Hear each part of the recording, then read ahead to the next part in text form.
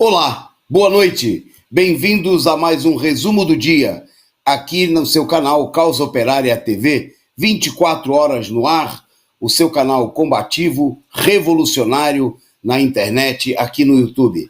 Iniciando o nosso programa de número 753, hoje que é segunda-feira, dia 31 de maio de 2021. Nosso tema central de hoje, nem CPI, nem STF. Nas ruas é que se vai parar o genocídio da direita. Destaque na nossa programação a repercussão do ato do dia 29, né, a vitória excepcional da mobilização convocada pela esquerda em todo o país. Mais de 100 mil pessoas foram às ruas. Nós vamos destacar também no programa de hoje a situação da Covid no país, as alternativas, se é que a gente pode dizer assim, as pretensas saídas da direita diante da situação, que mudou, né, que tem aí um novo fator na situação política, que é a presença das massas, as massas contrárias, revoltadas com o governo na rua. Bom, vamos destacar aí os vários posicionamentos da esquerda no ato e por fora do ato, né, mostrando aí, por exemplo, o Boulos semeando a ilusão de que a coisa vai para o impeachment ou que o Centrão vai procurar dar uma solução à situação. Vamos falar também do dirigente do PT, amigo da onça, que fez campanha aberta contra os atos, né, enquanto a esquerda se mobilizou a favor de sair às ruas em todo o país. Bom, destaque na situação internacional, a crise na Colômbia, né, onde a mobilização popular já passa dos 40 dias, né, e não tem aí sintomas de que vai retroceder. A situação também no Peru, que tem eleições aí do segundo turno no próximo final de semana. Bom, e nós vamos começar com um destaque, né, que é um tema que ocupou aí, até para tentar desviar a situação dos atos, inventaram aí um grande tema na imprensa de hoje, né, e uma campanha que a gente até precisaria entender o que acontece, porque de repente parece que tem muita gente que está agindo aí contra o Bolsonaro e supostamente a favor do povo. Mas como a gente viu em vários momentos, a coisa às vezes é mais complicada do que aparenta. Bom, e hoje apareceu uma campanha muito intensa, muito grande, né? Foi o assunto que dominou os jornais no dia de hoje e tudo mais, que é o problema da possibilidade da realização da Copa do Brasil, ou a Copa América, aqui no Brasil, né? Agora mesmo o ministro do governo Bolsonaro falava na televisão, agora faz alguns minutos, dizendo que ainda não está acertado, né, mas que há a possibilidade, que está se discutindo a possibilidade que, diante da impossibilidade da realização na Colômbia e na Argentina, parece. Bom, mas para falar sobre esse tema, já estou falando demais, vou chamar aqui meu companheiro dessa segunda-feira, que vai estar com a gente no começo do programa, porque ele tem outros compromissos aí, e vai estar com a gente, pelo menos aqui nesse comecinho, que é um tema muito importante, que ele é aí especialista, ele que é comentarista esportivo aqui do nosso canal, do Zona da Agrião, e é o companheiro também que compartilha a bancada comigo na segunda-feira. Companheiro Edson Dorta. Boa noite, Edson. Boa noite, Antônio Carlos. Boa noite aí os ouvintes, internautas, telespectadores aí do resumo do dia, né? Antes até de tocar nesse assunto sobre a Copa América, lembrar que hoje faleceu o locutor Januário de Oliveira, que Januário de Oliveira, para quem é flamenguista e vascaíno, torcedor de times cariocas, ele era quase figurinha carimbada nas narrações dos jogos do Flamengo e Vasco, etc., né? Ele tinha aquele bordão, tá lá um corpo estendido no chão, né? Morreu aí aos 32 anos de idade. Falam que é ataque cardíaco, né? Mas dá a entender também que pode ser Covid. Deixar menção a essa figura importante aí do esporte brasileiro, do futebol, né? Em relação à Copa América, primeiro entender o que está acontecendo, né? Porque a Copa estava marcada para acontecer na Argentina e na Colômbia, para iniciar dia 13 de junho, pegaria o mês de julho, né? Um mês de atividade desse campeonato.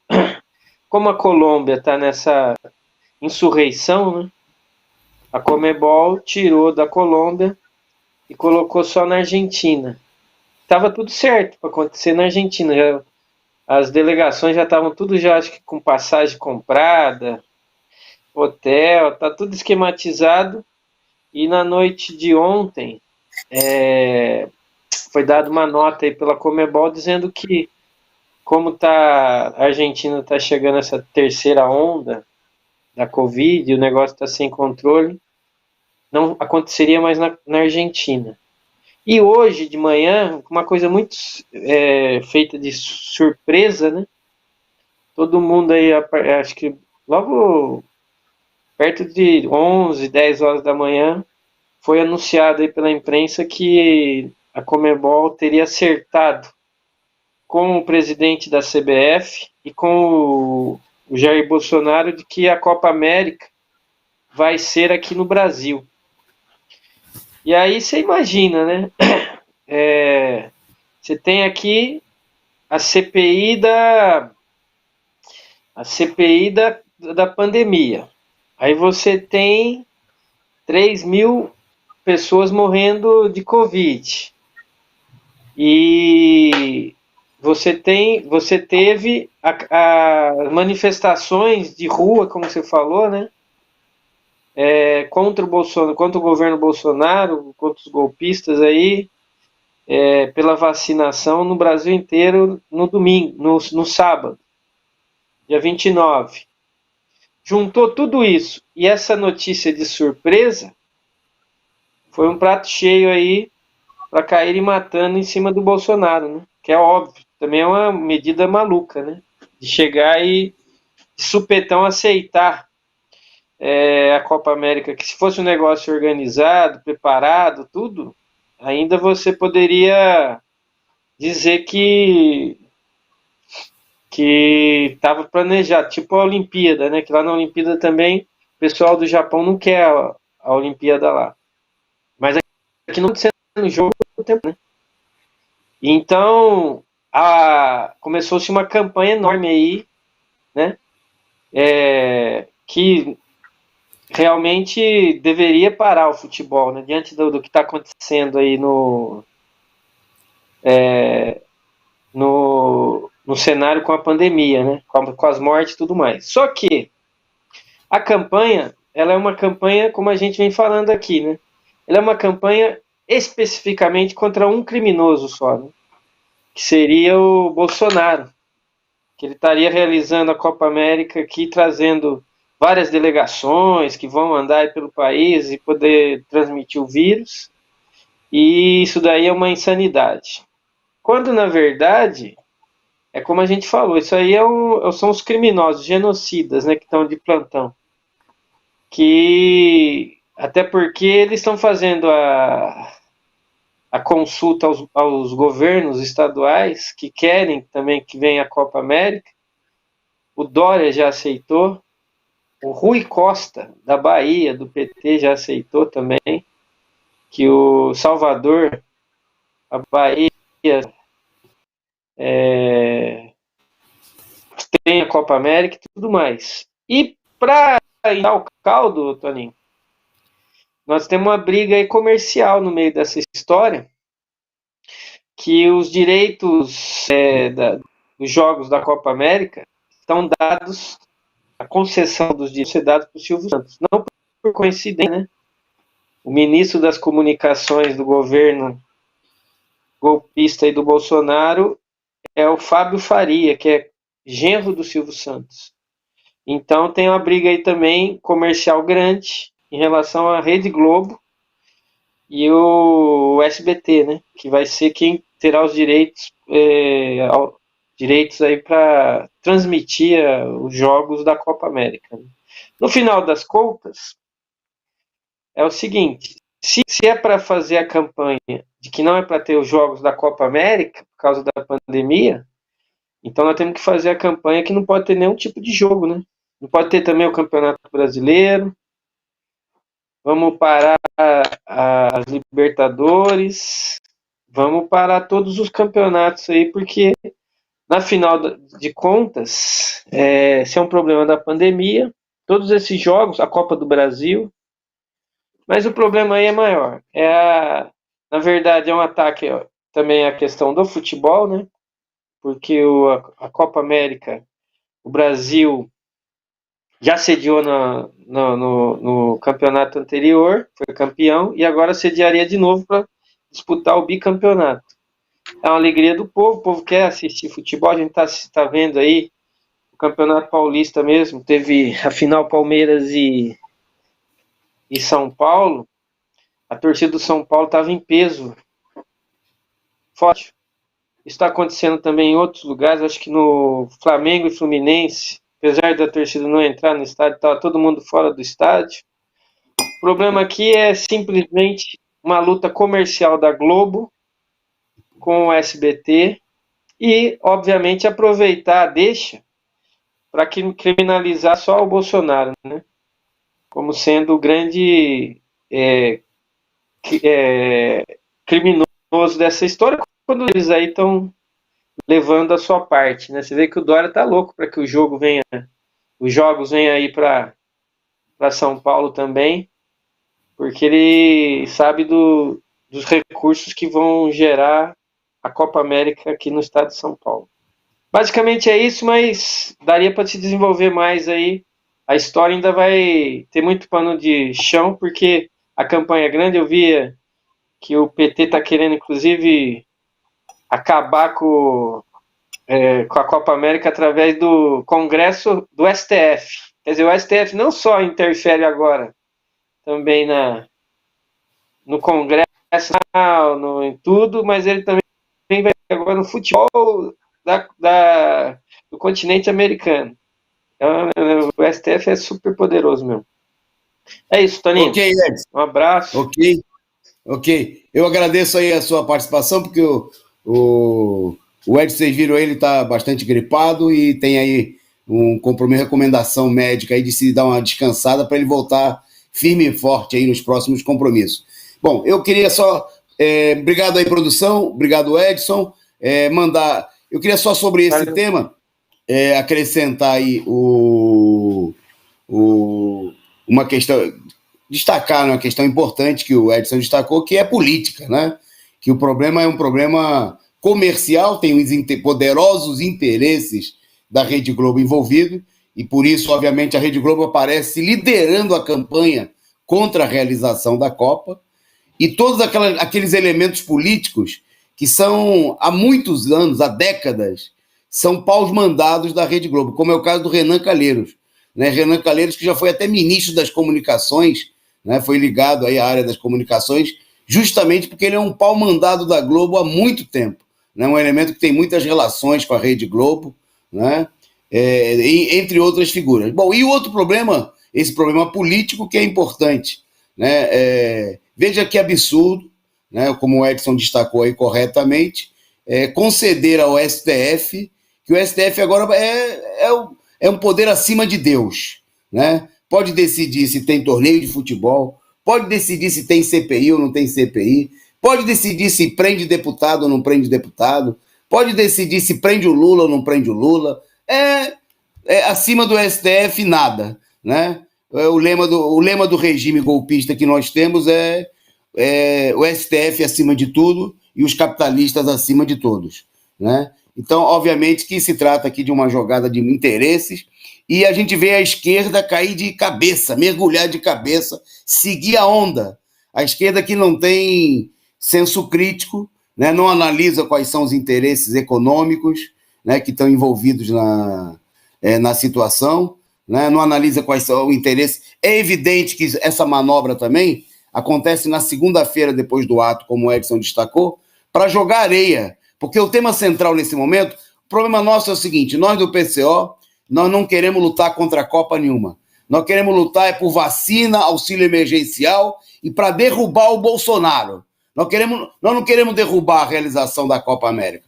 Nós queremos derrubar o Bolsonaro. Não vamos desviar, né? Porque senão daqui a pouco nós vamos ver a esquerda festiva, que já fez essa palhaçada lá em 2014, que saiu às ruas contra a Copa e fez coro com a direita, né? E o movimento de luta contra a Copa foi uma das bases para criar aí uma base popular, né, para derrubar a presidenta Dilma, e teve muita gente da esquerda que fez a campanha contra a Copa, né? Por exemplo, ninguém viu aí nenhuma campanha contra a realização do Campeonato Brasileiro, né? Nós, por exemplo, do PCO, criticamos que o campeonato fosse realizado da maneira que foi feita aí, sem criar as devidas condições de segurança, né, de saúde para os profissionais esportistas, para os jogadores, funcionários dos clubes, né?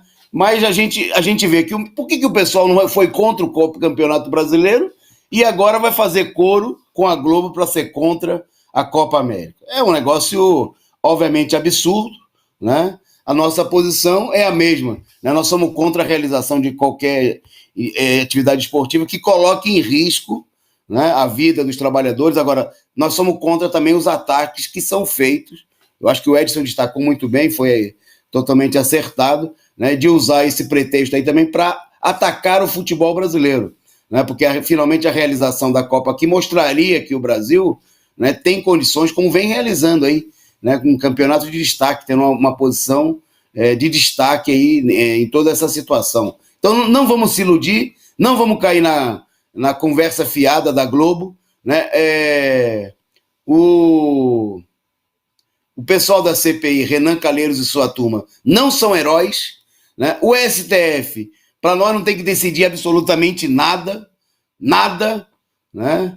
E já mostrou aí que quando ele decide é sempre contra o povo, é sempre visando o interesse de algum setor aí da direita que está interessado em alguma coisa, e nós não queremos dar mais poder para essa máquina, né, de opressão, essa máquina golpista. Então tá aí, foi importante a participação do Edson para afirmar aí claramente a nossa posição, totalmente contrário a essa campanha distracionista. Bom, a gente já entrou na pauta sem dar o nosso boa noite aí para o pessoal, pela urgência aí do nosso companheiro Edson se manifestar, mas eu vou voltar aqui, né, vou dar o nosso boa noite, né, para muitos dos nossos amigos que estão presentes aqui, são dezenas e dezenas, né, já mais de uma centena, no nosso site, no YouTube. Se você está em outras plataformas, vem para cá, né, para aumentar a nossa audiência. Como de costume, nós vamos pedir a você que compartilhe com a gente aí o link do nosso programa nas redes sociais, no YouTube, no WhatsApp, no Facebook, Telegram, Twitter, onde você estiver, né, naqueles seus grupos de amigos, familiares, pessoal do trabalho, etc. Esse aqui é o Jornal da Noite, né, da Causa Operária TV, a TV que não tem rabo preso com os capitalistas, que não tem compromisso com a Globo para defender seus interesses, né, e que não vai fazer coro com a direita em absolutamente nada, né? Então, nosso boa noite aqui, e pedindo então a vocês que participem aí, compartilhem, e podem fazer, como já fez aqui nesse começo de programa, a companheira Carla Silva, que mandou o seu superchat para contribuir conosco e ajudar a sustentar essa imprensa combativa revolucionária. Então sigam um bom exemplo da Carla e contribuam. Mandem aí o seu superchat, a sua mensagem, e a gente divulga aqui com o maior prazer. Boa noite para o Márcio Sena, que reparou aí num errinho no começo do programa, que já foi reparado, muito obrigado. O Lino Alves, a companheira Ângela Silva, que esteve conosco aí nas mobilizações do último dia 29. Lino Alves, diretamente lá do Cariri, muito boa noite. A Silvia Mio, o Aurélio dos Santos, o Luca Ramos, o Osni Castro também chegando por aqui, o Francisco de Assis, o Bruno do Espírito Santo, o Samuel Salimem, a Ana Matos, o nosso companheiro Luiz Bergosa, muito boa noite. O Orígenes, muito boa noite, Orígenes. O companheiro Sérgio, dizendo aí que a Globo é tão patética que disse que os atos do sábado eram pelo ator ex-funcionário da Globo, Paulo Gustavo, né? tentando faturar em cima, como sempre, a Globo de qualquer maneira. Mauro Sou mandando seu boa noite, o canal Lucier Nagá.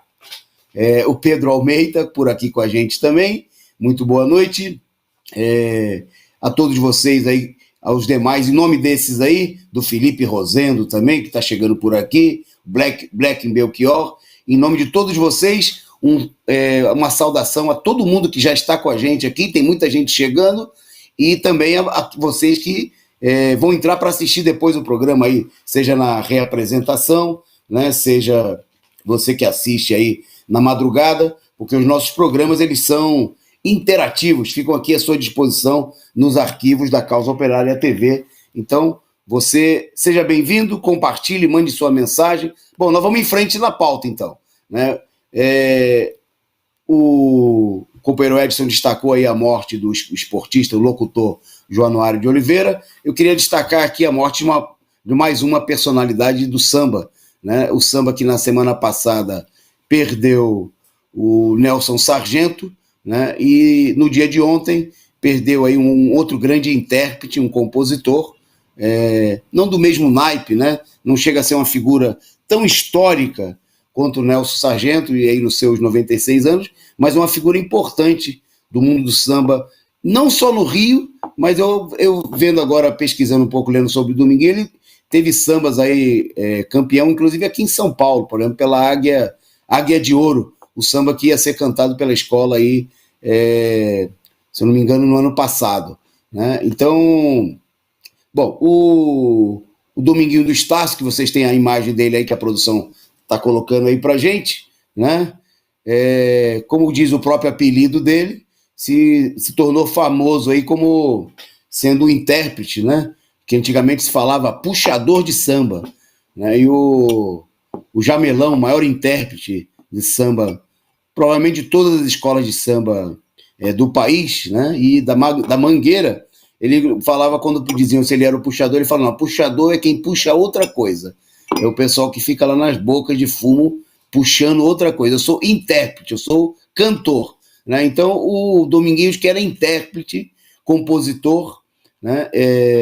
E se tornou famoso e ganhou aí bastante destaque aí por ser o intérprete do samba da escola dele, da Estácio de Sá, que em 92 ganhou o único carnaval que a Estácio ganhou no Rio de Janeiro, apesar de que a Estácio é a escola mais antiga do carnaval carioca, se considera o berço do samba, né? Foi a escola Deixa Falar, depois a escola Unidos de São Carlos, e finalmente adotou o nome de Estácio de Sá, que é o bairro onde está situada a escola, lá bem pertinho é o bairro onde fica, inclusive, situado hoje o Sambódromo. Mas ele passou aí por outras escolas também, como a Imperatriz Leopoldinense. Ele foi campeão em pelo menos 3 escolas diferentes, né? A maioria dos títulos ele ganhou pela Imperatriz, que vocês estão vendo aí, ele puxando aí o samba da Viradouro, pela qual ele foi a última escola, se eu não me engano, pela qual ele foi campeão. O samba dele foi campeão no Rio de Janeiro 5 vezes. Isso aí aconteceu. Então, ele tinha 79 anos, né? É bom destacar esses artistas populares, né? Porque eles não ganham grande destaque aí. A imprensa fala um pouquinho, explora quando é no momento de carnaval, de exploração do turismo que interessa a certos setores, né? Mas são verdadeiros artistas populares as composições. O samba mais famoso, né? Tá aí o desfile essa imagem é do desfile da escola de samba da Estácio em 92, né? Como eu disse, a única vez que a escola foi campeã do grupo principal, e nessa oportunidade a Estácio homenageava os 70 anos da Semana de Arte Moderna de 1922, né?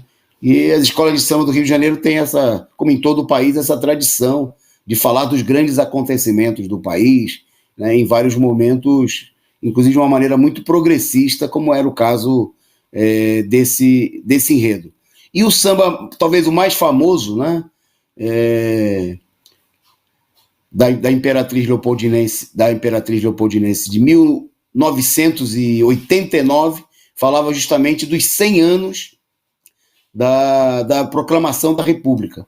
E tem um verso que é muito bonito, que é um verso que foi transformado em samba, né, a melodia do hino da República, né, onde o Dominguinho cantava: liberdade, liberdade, abra as asas sobre nós, e que a voz da igualdade seja sempre a nossa voz. E era um samba espetacular, né, cantado na avenida. Eu assisti esse desfile aí ao vivo e, de fato, foi um desfile muito bonito, talvez um dos mais bonitos aí da história da Imperatriz Leopoldinense no Rio de Janeiro. Bom, tá aí, fica aí a nossa homenagem ao Dominguinho, ao mundo do samba, né? O povo brasileiro se ressentindo nesse momento muito de intenso sofrimento, né, da falta dessas suas manifestações culturais, mas nós vamos à rua, como a gente foi no dia 29, para reconquistar, né, para parar a mão assassina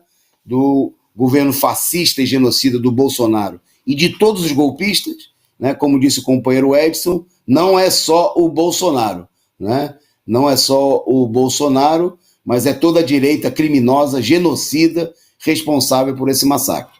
Bom, na nossa pauta agora, justamente dados sobre essa situação. A imprensa divulgou hoje que em 4 meses, o Brasil, dos meses de janeiro a abril, o nosso país teve 211 mil mortos a mais do que o esperado, né? Como resultado, o impacto da pandemia, né? O Brasil registrou entre janeiro e abril 64% mais mortes do que era esperado para esse período aí, com base na média dos últimos anos, né? Para a gente ter uma ideia, quer dizer, só nesse período, só nesses 4 meses, né, se quebrou aí, inclusive superando a marca do ano passado, né? Para a gente ter uma ideia, foram identificados nesse ano no ano passado, ao longo de todo o ano, de janeiro a dezembro, 275.587 mortes a mais do que o esperado. Quer dizer, é aquilo que a pandemia acrescentou diretamente, e também pelos estragos feitos pela pandemia, que deixou muita gente sem ter condições de atendimento também em outras áreas, né? Porque a gente tem que olhar que a superlotação dos hospitais, a falta de testes, a falta de vacina, a falta de medidas efetivas de combate, de abertura de novas vagas, deixou aí milhares de pessoas sem terem condições de atendimento devido nos hospitais. E muita gente morrendo, né, por outras doenças que poderiam ser devidamente tratadas numa situação normal, mas que não encontraram condições de atendimento. Hoje, por exemplo, eu ouvi dizer que caiu aí de maneira muito acentuada, por exemplo, um exame preventivo que é muito importante nos homens, que é o exame de próstata, né, para identificar aí o câncer. Por quê? Porque as pessoas, evidentemente, no meio da pandemia, estão sem condições de acessar os hospitais, em muitos casos, né, o atendimento civil aí foi restrito, e há essa situação. Então, no ano passado, 275.587 mortes a mais do que a média.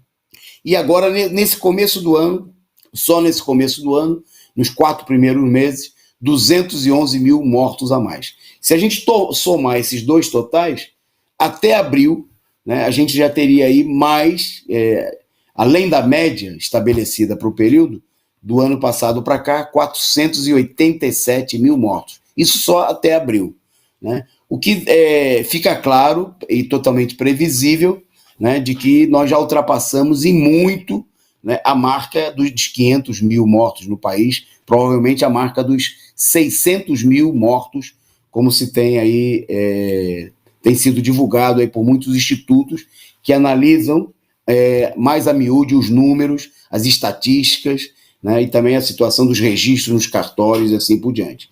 Bom, um dado de hoje importante, né, é justamente que o Brasil registrou aí no final de semana, ontem, nas últimas 24 horas, que dizem respeito às 24 horas de ontem, de domingo, 860 mortes, né, e mais 30.434 novos casos. Com isso aí, a gente tem esse total aí que a produção está colocando aí para a gente na telinha, né? nós temos aí um total de praticamente 463 mil mortos, né? E o total de casos já superou a marca de 16 milhões e 547 mil pessoas, né? Está aí a situação totalmente fora de controle, né? Isso numa situação que vem sendo apresentada aí como uma situação de relativa estabilidade, mas no momento que nós estamos vendo o país está caminhando, né, como muita gente vem anunciando, para uma terceira onda, que praticamente muita gente fala o seguinte, nem é terceira onda, porque a segunda onda ela nem chegou a ser contida, né? Quer dizer, a terceira onda ela chega quando a segunda onda não se dissipou, né? Como você está naquelas praias muito agitadas, que vem uma onda, e aí se você não sabe nadar bem ou tropeça em um buraco, alguma coisa na areia, e quando você vê, você já está saindo de uma onda, a outra onda já vem para te levar, né? O que nós temos aqui no país é que não há esse intervalo, né? Nesse momento entre aquilo que seria a segunda onda e aquilo que está se mostrando aí que deve ser a terceira onda, que muita gente prevê como sendo uma onda ainda mais avassaladora, né, diante das condições climáticas, porque nós estamos caminhando aí para o pior período do inverno brasileiro, junho e julho, né, mas principalmente também porque, como não há medidas, não há investimentos, há um desgaste, um enorme desgaste dos profissionais da área da saúde, né, do aparato de atendimento, né, que não teve os devidos investimentos, né, já que a política de toda a direita é economizar com o povo, né, para poder ajudar aí aos bancos, né, e aos tubarões que comandam o Estado capitalista no país. Bom, essa aí é a situação, essa situação da Covid no dia de hoje, né, o país chegando aí a 463 mil mortos oficiais, né, que a gente aqui, como sempre, destaca, sabidamente subnotificado. Bom, em meio a isso, o que a gente tem aí é muita demagogia, né? E um dos mais novos, um político que participou aí abertamente do golpe de Estado, né? Foi aí um popstar, se a gente pode dizer assim, da direita golpista, né? Ele que é ex-ator pornô, né? O deputado federal Alexandre Frota, né? E ele entregou aí à polícia um conjunto de denúncia de ameaças de organizadores de festas clandestinas, né? Se dizendo aí perseguido porque ele tem sido aí o político que acompanha a polícia nessas ações de combate às festas, né?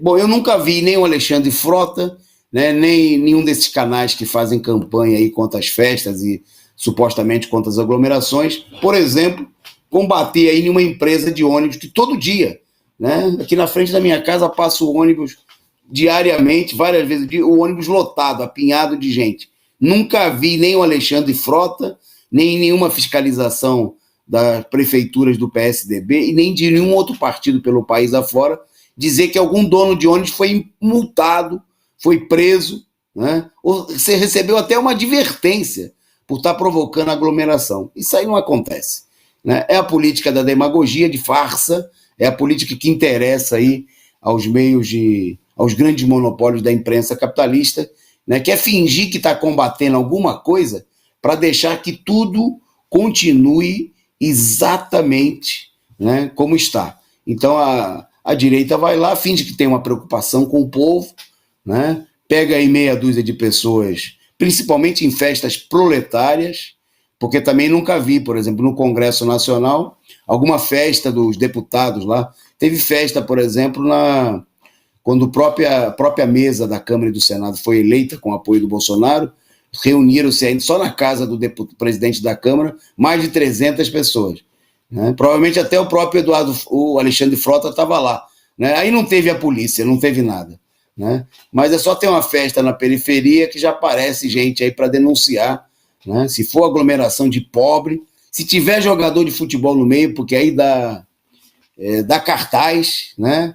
é a política do faz de conta, né? É a política da tapiação. Você não ataca, não enfrenta, né? Não mobiliza contra os verdadeiros responsáveis pela situação, né? Como é o caso do Bolsonaro, como é o caso do Dória, né? Como é o caso do Cláudio Castro, no Rio de Janeiro, do Ratinho no Paraná, mas você cria aí alguns bodes expiatórios, né? Vai lá, fecha uma festinha, faz uma ação também para procurar mostrar que a polícia está fazendo alguma coisa que presta, né?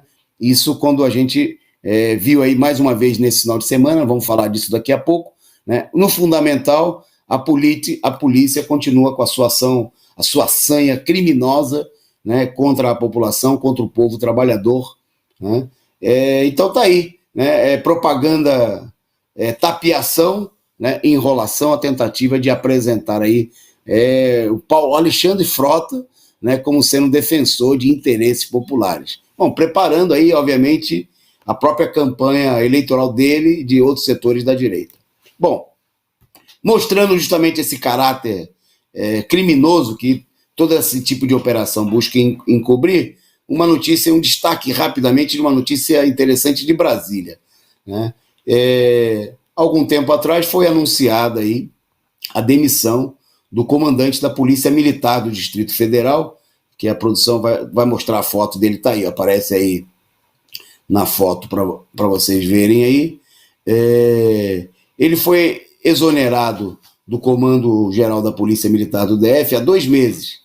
E o motivo da demissão dele, não sei se muita gente aqui, se o pessoal está lembrado, é que ele furou a fila para se vacinar contra a Covid antes da tropa, né? Isso aí é o comandante que pula primeiro do navio quando o barco está afundando, né?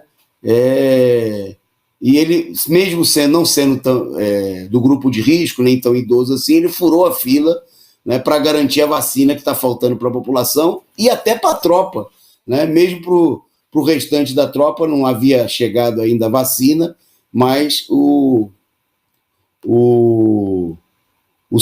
coronel Julian Rocha Pontes, né, que é o nome, foi demitido, então, porque vazou, né? Obviamente que o problema não é... Isso aí está acontecendo adoidado em todo o país, né? Todo mundo sabe que, além dos capitalistas, né, as máfias políticas estão dando o seu jeito para conseguir a vacina que o povo não tem. Bom, aí o oficial ele foi transferido para a reserva, né? Porque ele foi afastado do comando, mas garantiu aí a sua pensão aí para o resto da vida, etc. e tal. Bom, e aí ele ficou na geladeira por 2 meses. E hoje ele foi nomeado para um novo cargo, né? Coordenador geral do Centro Integrado de Comando e Controle Nacional da Diretoria de Operações da Secretaria de Operações Integradas do Ministério da Justiça. Opa, é um nome enorme, né? E como deve ser o salário também, que não deve ser nada comparado aí nada pequeno em comparado ao salário da maioria do povo brasileiro. Tá aí o coronel que foi afastado de um cargo, supostamente porque cometeu aí o crime, né, de furar a fila da vacina, agora ele foi promovido para um cargo no Ministério da Justiça. Tutti bona gente, né? Tutti... e depois é esse tipo de gente que trata a população, né, como se o povo trabalhador, o povo pobre, o povo preto, né, fossem criminosos.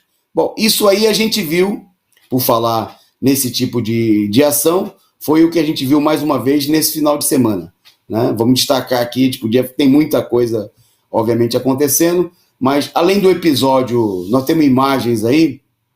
Além do episódio, teve um episódio que ganhou destaque, né? Vamos falar já da repressão ao ato lá em Pernambuco, mas é esse que está aí, que a produção está colocando a imagem para a gente. É uma agressão, uma covarde agressão, um policial militar, né? Que durante uma abordagem em Caieiras, obviamente contra um negro, um trabalhador, uma pessoa, vocês estão vendo aí, circulou nas redes, né? O policial agredindo, deu um soco, desmaiou, né? O jovem, o trabalhador, o negro, né? Que não estava esboçando nenhum tipo de reação, né? E Bom, toda uma ação criminosa aí, eles, havia aí, o pessoal estava tentando filmar, né, como efetivamente acabou sendo filmado, a polícia tentou aí reprimir, inclusive a iniciativa de filmar, mas acabou vazando, né. Bom, é a cena, né, aquilo que a gente, de vez em quando a televisão gosta de mostrar que acontece nos Estados Unidos, né, com bastante incidência, aqui no Brasil é a rotina, né, acontece todos os dias, várias vezes no dia, né, nas periferias aí das grandes cidades, não só aqui como em São Paulo, no Rio de Janeiro, nem se fala, né, na Bahia, no Nordeste, em todas as regiões do país, principalmente contra a população jovem, negra, né, e sempre de maneira covarde, como nós vimos aí. Bom, covardia, por falar em covardia, né, a gente acompanhou nesse final de semana aí a repressão brutal aí contra os protestos contra Bolsonaro em Recife, né, em Pernambuco. Tem a imagem aí do trabalhador que foi atingido no olho, né, 2 trabalhadores vão perder parte da visão, vão ficar cegos de uma vista, né, e o informe destacado hoje pela imprensa, que foi confirmado, é que nenhum dos 2 estavam sequer participando da manifestação, né. Um dos trabalhadores desceu do ônibus, estava num ônibus, que o ônibus não conseguiu seguir pela interdição das ruas, pela própria polícia militar, que começou a jogar bomba contra os manifestantes, procurar dispersar a manifestação, e acabou sendo atingido. Ele não estava participando da manifestação. O outro tinha ido de bicicleta comprar lá um material de construção, porque ele estava trabalhando no sábado, dia 29, né, para um operário da construção civil, e foi num país que não tem democracia, que é uma ditadura, ele lançou mão de filmar o que estava acontecendo, né, com a polícia reprimindo aí a população, e aí atiraram nele, ele caiu da própria bicicleta e também vai perder a visão. Essa aí é a polícia, né, criminosa, assassina que a gente tem no país, né, e que mostra que é preciso dissolver, né, a polícia militar e toda a polícia genocida, né. O caso também de Pernambuco ganhou muita repercussão, porque mostra aí, inclusive, que toda essa conversa fiada, que sob governos da esquerda, né, você teria um maior controle sobre a polícia, a gente já viu inúmeras vezes que isso nem de longe acontece, né, e nesse momento Pernambuco está governado aí por um partido burguês da esquerda, o PSB, né, um partido profundamente ligado aos setores mais reacionários da oligarquia pernambucana, né, tem como vice o PCdoB, mas ficou evidente também na operação, o governo encenou aí uma reprimenda, né, contra as pessoas que seriam responsáveis por essa situação, mas até agora é só conversa fiada, né, e mostra que é o modus operandi da polícia em todo o país, né.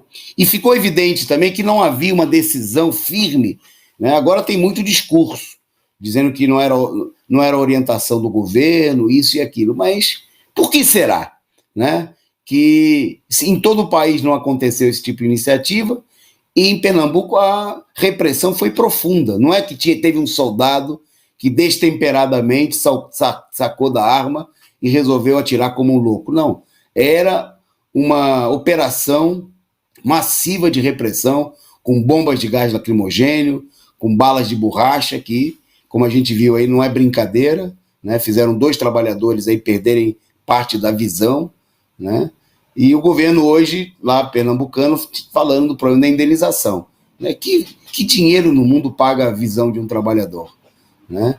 Essa política criminosa mostra também que, obviamente, a polícia militar está totalmente fora de controle no país, né? A polícia que está dominada aí por setores de extrema-direita, bolsonarista, e que isso aí está sob o controle dos próprios militares, da própria extrema-direita fascista, genocida, né? Essa extrema-direita que tem raiva de pobre, de negro, né? E que faz da polícia militar e da polícia, de uma maneira geral, uma máquina de guerra contra a população trabalhadora. Bom, vamos seguindo em frente na nossa pauta.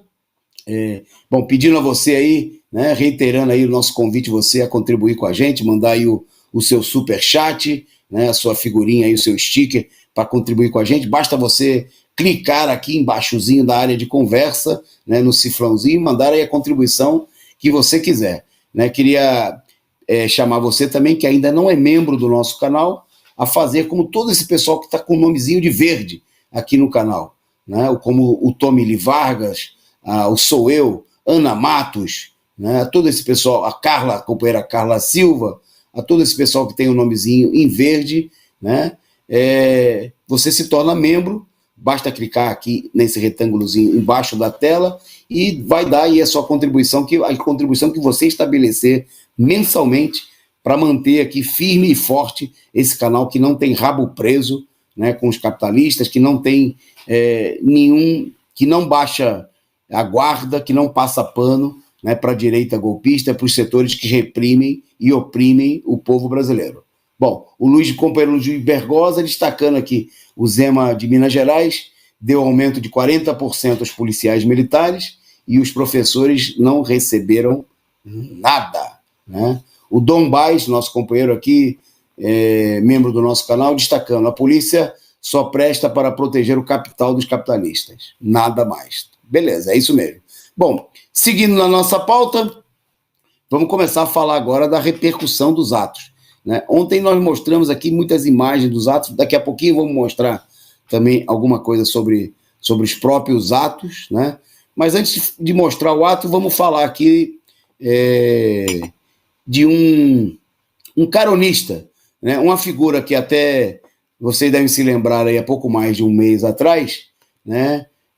Dizia o seguinte, que para sair às ruas, né, depois da pandemia, né, que não era hora de sair às ruas, né? É bom lembrar que no ano passado essa figura também destacava que foi lá e fez um acordo quando houve um processo de mobilização lá em maio do ano passado, você deve estar lembrado, quando as torcidas saíram às ruas, né?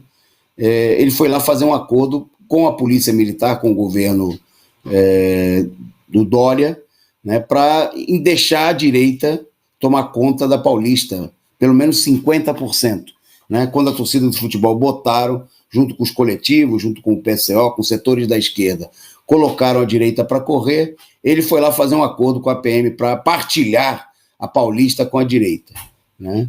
E depois desmobilizou, depois de feito esse acordo, né, procurou evitar qualquer tipo de mobilização, a não ser quando isso tinha a ver com seus próprios interesses, por exemplo, na campanha eleitoral. Bom, pois bem, o senhor Guilherme Boulos, que adotou toda essa política aí conciliadora, que graças a esse tom ultraconciliador, né, foi exaltado, cantado em verso e prosa pelos jornais da burguesia, né, foi escolhido aí como o candidato mais querido da esquerda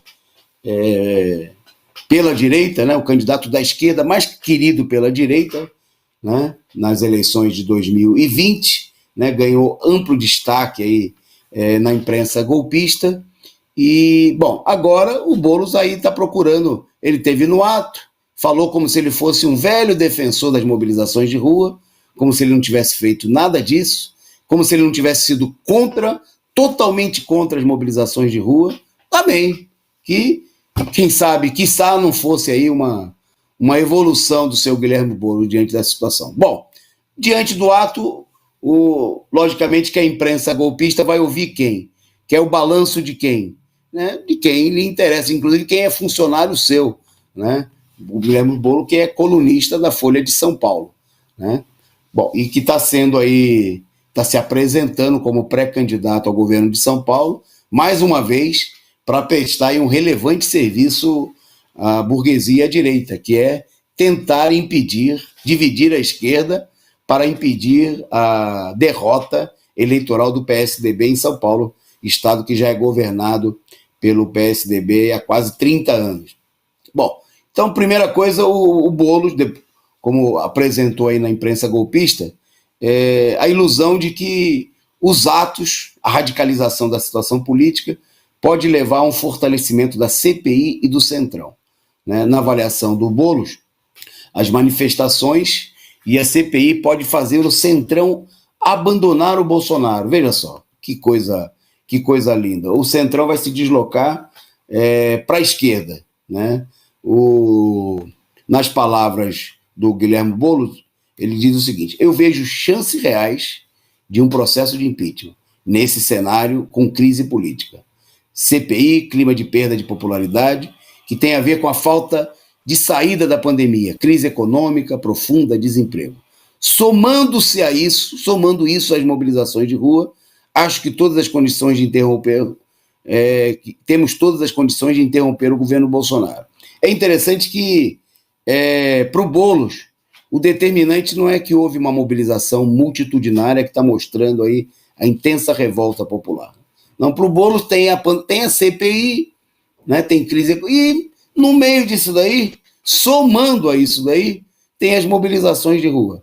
Né? As mobilizações são um aspecto secundário.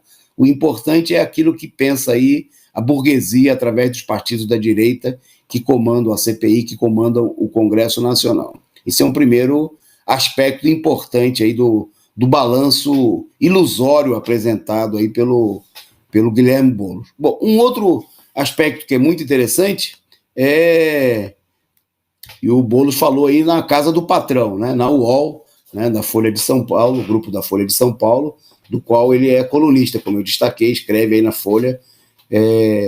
E nas palavras do Boulos, o Mourão, veja bem, seria forçado a ter uma postura diferente em relação à pandemia. Quer dizer, ele está dizendo, em outras palavras, o Mourão seria menos pior, o Mourão seria melhor. Está aqui a palavra dele. A aposta que faço por um impeachment é que um governo Mourão seria mais frágil e não tomaria posições absurdas e desumanas que o governo Bolsonaro toma, sobretudo sobre a pandemia. O Mourão, o general Mourão, é um humano. Né? Segundo o Boulos, o Mourão seria uma alternativa, né? Já que ele não tomaria posições absurdas e desumanas. Né? O Mourão é um ser humano. Ele que é um gorila, né, da ditadura militar, ele que é um general que defendeu a tortura da Dilma, mas é humano, é um general gente boa, né, nas palavras e que não tomaria as atitudes desumanas do Bolsonaro. Porque o problema é só o Bolsonaro. Né? Essa aí é a orientação política. Está claro aí por que o Boulos voltou para as manifestações, veio para a rua. Né? Além de procurar se colocar e colar no movimento para defender a política que interessa à burguesia, está evidente aí que ele é o representante de uma política que gostaria de defender uma alternativa da burguesia via CPI, né? E que não seja aí uma política de enfrentamento. Ao contrário dessa política, né? Isso aí é uma política totalmente sem pé nem cabeça para os trabalhadores. Trocar o Bolsonaro pelo Mourão seria trocar 6 por meia dúzia, né? Não é o caminho nesse momento da mobilização. Essa etapa já passou, né? O problema agora é o enfrentamento, é a mobilização das ruas, né? E claramente o Boulos precisa ver se mais algum setor da burguesia, porque ele funciona como um porta-voz, né, dessa situação, está apostando aí numa saída negociada e que levasse aí um governo da extrema-direita, né, e que saísse o capitão e assumisse o general, né, trocar 6 por meia dúzia, ou pior ainda. Né? Quer dizer, quando o problema é fora Bolsonaro e todos os golpistas, né, não acreditar de maneira nenhuma, não se curvar a essa política de conciliação, de buscar uma saída dentro do próprio regime político. Bom, dito isto, né, sobre a apreciação do Guilherme Boulos sobre os atos, vamos voltar um pouquinho, aí vamos mostrar algumas imagens dos atos e falar mais um pouco, principalmente das perspectivas. Né?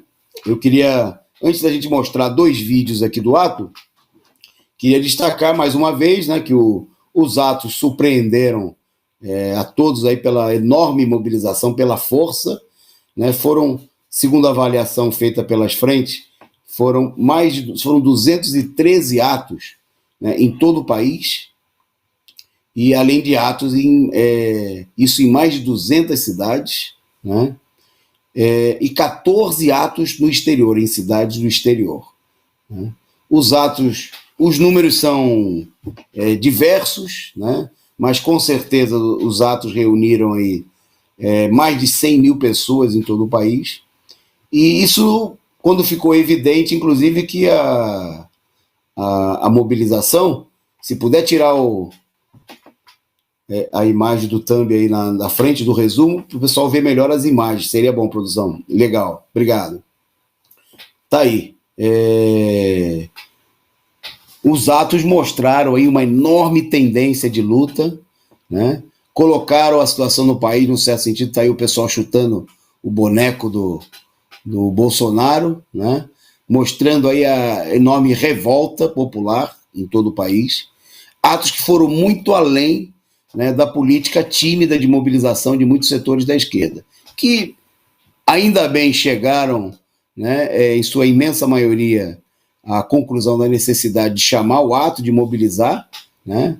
Vocês estão vendo imagens também, inclusive, de atos no exterior, protestos realizados aí por brasileiros, por comitês, inclusive também por companheiros do PCO em diversos países, né?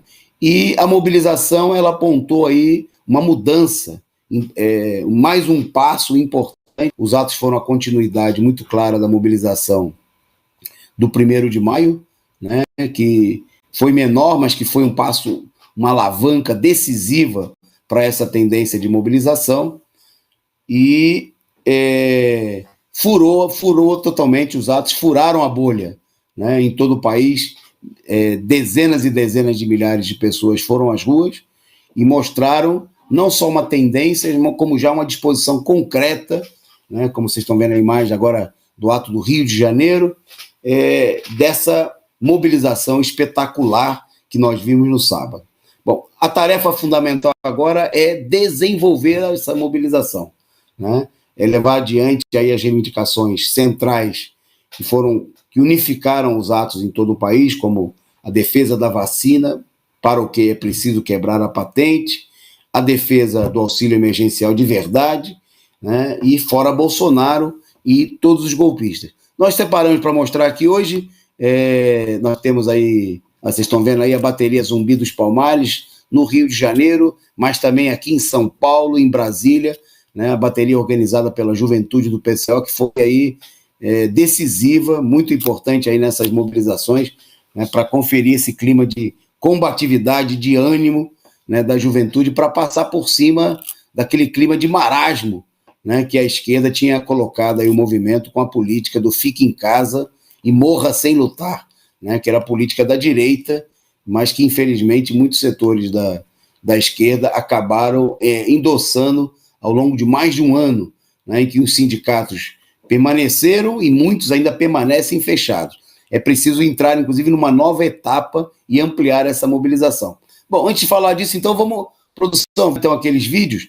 A gente destacou aqui um trecho da intervenção da companheira Gleice Hoffmann, representando aí o PT, no ato de São Paulo, e na sequência nós temos também aí o vídeo com a nossa intervenção na Avenida Paulista. Pode soltar o vídeo da companheira Gleice. Boa tarde, e na sequência pode colocar o nosso, produção.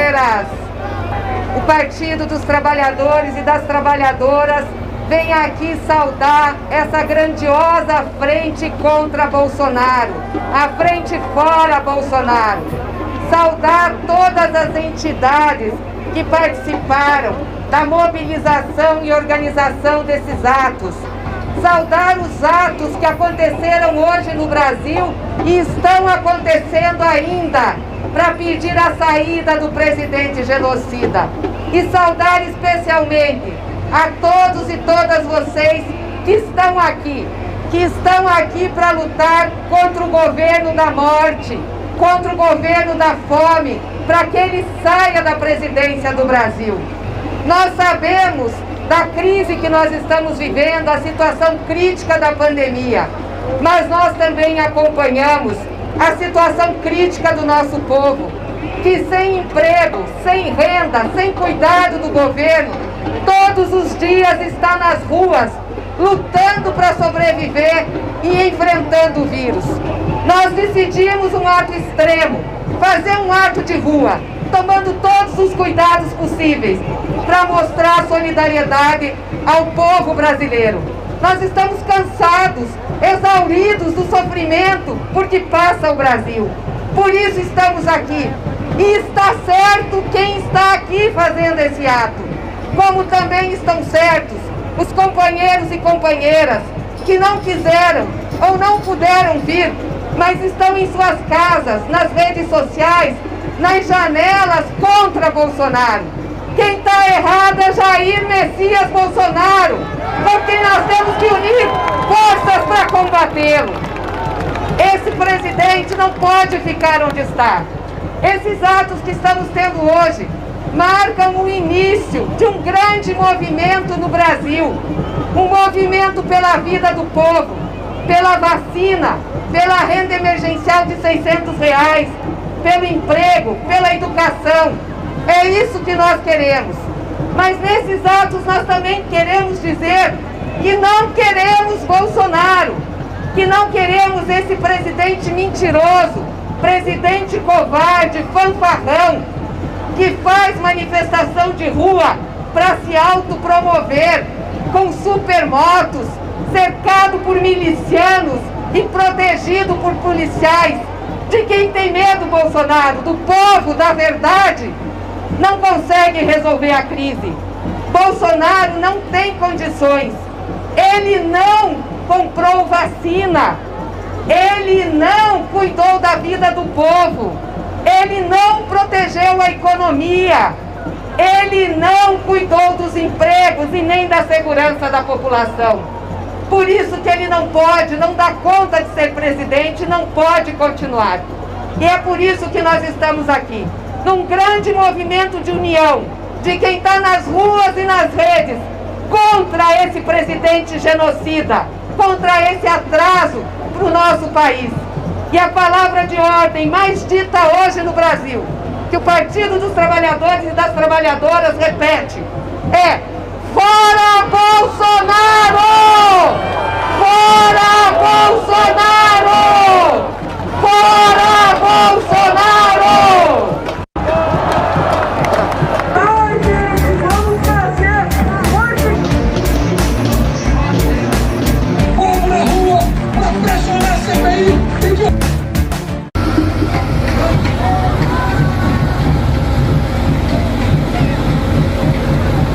Atenção, companheiros! Boa tarde! Em nome do Partido da Causa Operária, eu queria saudar aos companheiros que hoje estão na rua furando a bolha. Hoje em todo o país, nós estamos com mais de 100 mil pessoas nas ruas.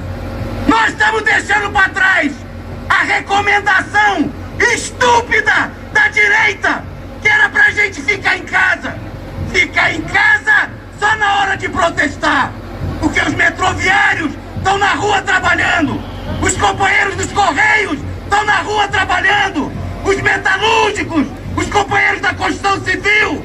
Essa conversa fiada de ficar em casa, que só valeu para a classe média, que só valeu, inclusive, para setores da esquerda que se acovardaram e aceitaram essa política.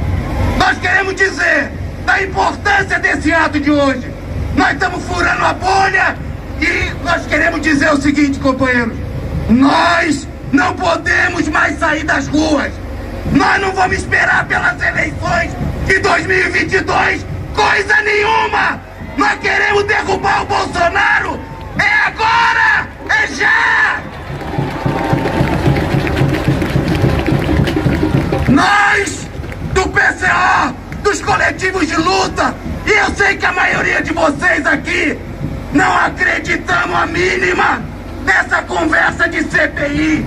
A CPI é conversa de tolo, é conversa fiada para enganar o povo.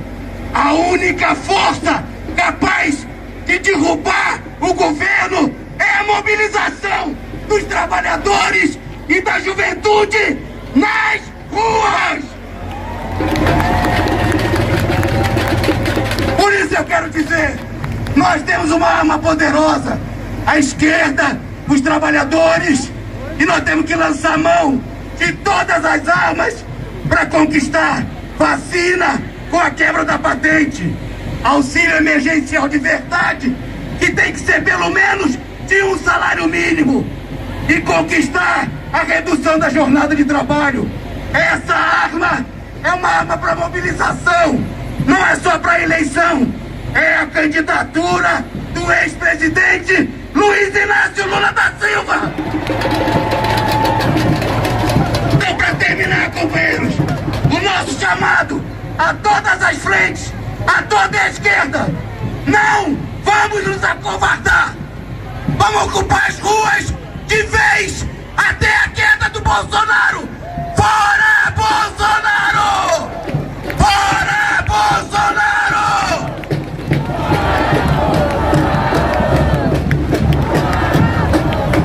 Boa tarde, companheiro.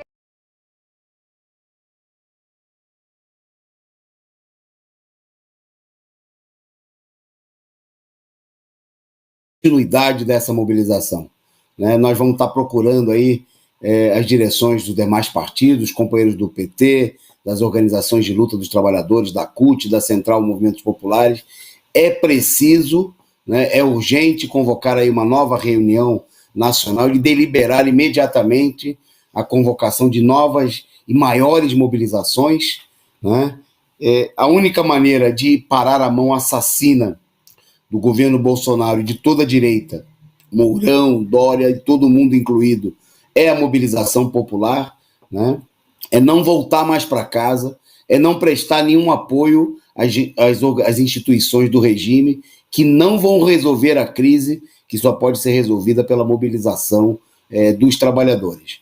Bom, nesse sentido eu queria destacar aqui, queria passar aqui, vou pular o ponto, produção, só rapidamente, nós estamos no finalzinho do programa, então primeiro destacar aqui um dirigente do PT, amigo da direita golpista, que fez campanha contra os atos. Teve gente que falou aí, fez campanha pública contra os atos. O vice-presidente nacional do PT, Washington Quaquá, né, ele atacou publicamente as manifestações contra o Bolsonaro e a favor das reivindicações populares que ocorreram no sábado. Ele deu entrevista ao jornal Dia, né, para dizer que não era coerente a esquerda chamar manifestações contra o governo, né, diante da morte de 450 mil pessoas. Porque, segundo ele, as palavras do Quaquá, ao convocar mobilização, a esquerda estaria dando braços a Bolsonaro, aglomerando na rua. E o notório defensor, né, ainda tem alguns aí da direita, do PT e de outros setores da esquerda, querem defender a política falida, fracassada do fique em casa, morra sem lutar, né? Isso quando 85% da classe trabalhadora, quem tem emprego, está nas ruas trabalhando, se aglomerando nos ônibus, trabalhando nos correios, no metrô, na construção civil, nos supermercados, né? É absurda, é a política de alguém que não tem nada a ver com a classe trabalhadora, né? Que está no mundo aí da lua, do Dória, está no mundo da lua dos deputados do Congresso Nacional, atacando a própria mobilização convocada, inclusive pelo partido dele, né? Que vocês viram aí a presidenta Gleice Hoffmann presente no ato. É preciso jogar essa política aí na lata do lixo, está morta e enterrada, né? Não serve para absolutamente nada. Bom, uma breve, rapidinha, duas internacionais relacionado a isso, né? Na Colômbia, né, em meio à intensificação dos protestos, há uma tentativa de setores da direita de colocar a resolução dos problemas na mão do Senado Federal colombiano, como aqui, totalmente dominado pela direita, né? A tal ponto que, diante dos atos repressivos, o Senado informou que vai formar uma comissão para pedir justificativas das autoridades colombianas pelos atos de repressão ao povo. Como se isso fosse adiantar alguma coisa, né? E aí também a gente vê gente da esquerda, né, apoiando esse tipo de iniciativa, como se essa tentativa de botar panos quentes, né, para tentar conter a revolta popular que se desenvolve na Colômbia, que agora começa a se dar aqui também no Brasil, isso pode ser resolvido aí por uma comissão parlamentar, seja como essa que se propõe na Colômbia, né, seja como que a gente tem funcionando aqui no Brasil com a CPI da pandemia, comandada aí por partidos da direita, né, por notórios políticos que estavam aí mortos e enterrados aí, sem prestígio popular, né, gente do MDB, do PSD, do PSDB, né, e elementos da esquerda aí que foram os elementos mais ardorosos defensores da conciliação com o regime golpista. Bom, último destaque aqui para a gente encerrar, né, no Peru, que tem eleições marcadas para o próximo final de semana, 3 dos 5 integrantes do Tribunal Eleitoral do Peru pediram renúncia há uma semana da eleição. Publicaram aí uma carta, né? Você tem a imagem dos 3 aí, 3 juízes que pediram renunciar aos seus cargos, o que dá um clima aí, a gente vai debater mais esse assunto aqui nos próximos programas, há uma grande pressão aí, uma grande campanha para evitar a vitória do candidato bastante conservador da esquerda, né? Um candidato aí que é contra o aborto, que é contra a união heterossexual, homossexual, e outras medidas de caráter, digamos assim, progressista da esquerda, né? E que foi um elemento aí que participou aí da campanha contra o Sendero Luminoso. Um elemento muito conservador da esquerda é o candidato, uma espécie de Ciro Gomes, né?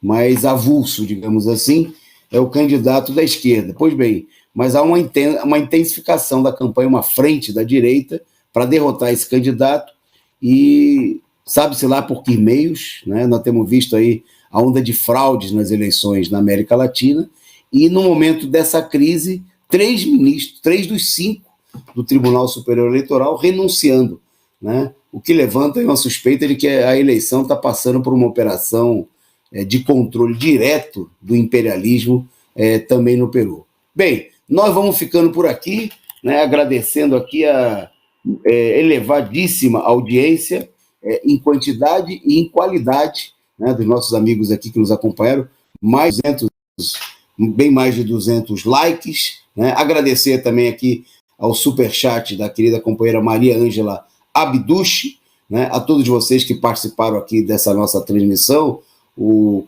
Jesus Era Humano, que também contribuiu com a gente, né, muito obrigado aí, você pedindo a todos vocês que ingressem, tem aqui um superchat também do companheiro Marcos Omag, né, que disse, se referindo ao tema do começo do programa, da Copa América, ele disse o seguinte, que Copa América no Brasil é como o parquinho em Auschwitz. Exatamente, mas o problema não é tirar o parquinho, o problema é derrotar o regime genocida de Auschwitz que nós temos aqui no Brasil.